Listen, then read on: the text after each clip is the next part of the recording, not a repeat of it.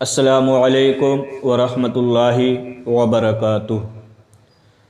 नाज़रीन इकराम, एक हमारे इस्लामी भाई हैं, उन्होंने सवाल किया है कि जैसे हम अपनी चीज़ अगर बेच रहे हैं, फ़रोख्त कर रहे हैं, तो मिसाल के तौर पर हमने चीज़ जो दी नगद में 300 रुपये में दी और उधार में अगर हमने चीज़ दी तो वो 350 रुपये में दी, तो क्या ये सूद होगा या नहीं होगा, कि यह हराम है या नहीं है? इसकी वजाहत फरमा दीजिए। बहुत ही प्यारा, बहुत ही उम्दा सवाल किया है।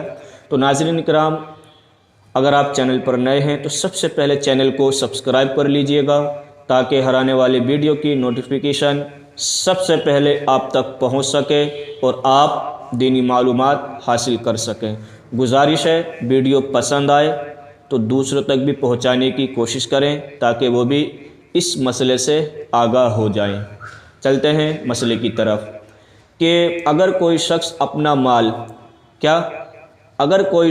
अपना माल किसी के हाथ फ़रोख्त कर रहा है, यानी कि किसी के हाथ बेच रहा है, अगर अभी कीमत अदा करें तो इतनी कीमत होगी और बाद में अगर अदा करेंगे तो उतनी कीमत होगी। मिसाल के तौर पर समझाता हूँ, अगर इसकी कीमत अभी अदा करते हैं तो 300 रुपये आपको अदा करने होंगे अभी नकद में, ठीक है, 300 रुपये इसकी कीमत अदा करने होंगे। और अगर आप उधार में, यानी कि उधार का मतलब यानी कि बाद में अगर इसकी कीमत अदा करते हैं तो आपको 350 रुपये देना होंगे, यानी कि 350 रुपये इसके अदा करने होंगे अगर आप उधार में लेंगे।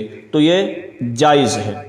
क्या है ये जायज़ है। उसको कुछ लोग नाजायज़ ख्याल करते हैं, जो उधार में 50 रुपये बढ़ा कर लिए, तो ये क्या, उसको कुछ लोग नाजायज़ ख्याल करते हैं और सूद समझते हैं, यानी कि सूद यानी ब्याज समझते हैं। ये जो 50 रुपये बढ़ा कर लेते हैं तो ये उनकी क्या है, गलत फहमी है, ये उनकी गलत फहमी है। अगर उसने उसी वक्त ये बता दिया कि अगर नकद में आप लेंगे तो 300 रुपये में है और अगर उधार में अगर आप लेंगे तो 350 रुपये यानी 350 रुपये में है, बाद में अगर इसकी कीमत अदा करेंगे, तो अगर उसने उसी वक्त रेट खोल दिया तो ये क्या है, जायज़ है, ना कोई सूद है ना कोई ब्याज है। ये जो ख्याल करते हैं, ये जो गलत समझते हैं और ये सूद समझते हैं, ये उनकी क्या है, गलत फहमी है, ये सूद नहीं है। हाँ, अगर ख़रीदारी के वक्त यानी कि बेचते वक्त इस बात को खोला नहीं, क्या, यानी कि उसने अपना माल बेचा और इस बात को खोला नहीं और माल 300 रुपये में दे दिया, 300 रुपये में दे दिया, बात को खोला नहीं, उसने फ़रोख्त कर दिया यानी कि बेच दिया। अब वो रकम अदा करने में उसने देर की तो उससे मैं इतनी रकम लूँगा, यानी कि 350 रुपये लूँगा। अगर उसने रकम अदा करने में देरी की तो मैं उस माल के 300 रुपये यानी कि 350 रुपये में लूँगा, यानी मसलन 350 रुपये लूँगा, है ना। उसने ये सोच लिया। अगर इसने माल ले लिया और बाद में आकर रकम देने में उसने देर की और रेट खोला नहीं, पैसे खोले नहीं और उसने 83 दे दिया और बोला वो मैं उससे 50 रुपये बढ़ा कर लूँगा और 350 रुपये में लूँगा, तो ये क्या हो जाएगा, सूद हो जाएगा। अब उसके लिए क्या हो जाएगा, सूद हो जाएगा। मतलब ये कि उधार और नगद का भाव अगर अलग अलग हों तो ख़रीदारी के वक्त ही उसकी वजाहत कर दी जाए, है ना। यानी कि उधार का रेट अलग है और नगद का रेट अगर अलग है तो ख़रीदारी के वक्त ही यानी कि बेचते वक्त ही उसकी क्या है, वजाहत ही कर दी जाए। और बाद में उधार के पैसे अगर बढ़ा कर लेना तो ये क्या, सूद और हराम हो जाएगा। अगर उस वक्त में रेट अगर नहीं खोले गए तो उस वक्त में अगर रेट नहीं खोले तो ये क्या, सूद और ब्याज हो जाएगा जो नाजायज़ व हराम है।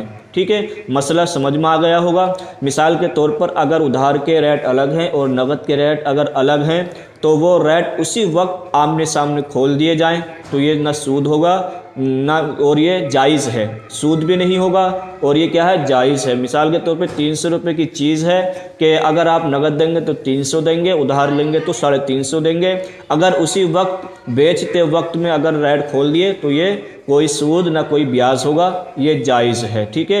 اور اگر بیچتے وقت میں اگر ریٹ نہیں کھولے، مثال کے طور پہ 300 کا سامان اس نے دے دیا، بیچتے وقت میں اگر ریٹ نہیں کھولے گئے اور بعد میں اس نے سوچا کہ اگر قیمت ادا کرنے میں یہ دیری کرے گا تو میں اس سے کیا ہے ریٹ بڑھا کر لوں گا، یعنی کہ 350 روپے لوں گا، تو اب یہ اس کے لیے کیا ہے سود ہو جائے گا جو ناجائز و حرام ہے، ٹھیک ہے۔ یہ فتاوی رضویہ جلد نمبر 17 صفحہ نمبر 97 پر موجود ہے، آپ وہاں پر جا کر اس کی وضاحت دیکھ سکتے ہیں۔ السلام علیکم ورحمۃ اللہ وبرکاتہ۔